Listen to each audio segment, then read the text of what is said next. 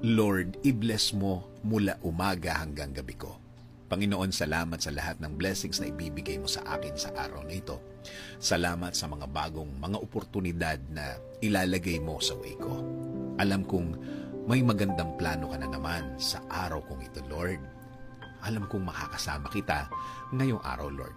Kaya alam kong magiging maayos ang mga darating na oras sa buhay ko ngayon.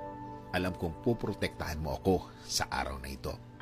Ikaw na din, Lord, ang bahala sa mga taong may masamang balak sa akin.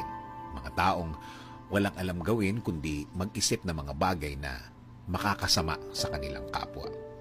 Pero Lord, alam kong kahit anong galing nila, kapag ikaw ang kakampi ko, I will be protected by your presence, Lord. Kaya Panginoon, nakikiusap po ako na i-guide niyo po ang aking araw ngayon. Patuloy niyo pong i-lead. Ikaw ang manguna sa aking buhay. Ikaw ang magbigay ng direksyon. Sa'yo lang ako magfo-focus palagi. Sa'yo lang ako titingin palagi. Sa araw din ito, Lord, sa'yo ako huhugot ng lakas, huhugot ng diskarte, huhugot ng talino o wisdom. Please provide me with these things, Lord. Sa dasal ko din ito, hiling ko din, kayo na po ang bahalang magpasensya sa akin, sa aking nagagawang mali. Bigyan niyo pa po ako ng chance para baguhin ang mga nagawa at naiisip kong mali, Lord. Hayaan niyo po ang mga bagay na ito ay maging lesson ko sa aking buhay. Kayo na din po ang bahala sa aking pamilya, Panginoon. Lagi mo silang ingatan.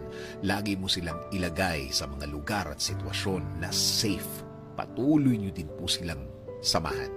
At lahat ng kanilang pupuntahan at gagawin ay maging fruitful, Panginoon.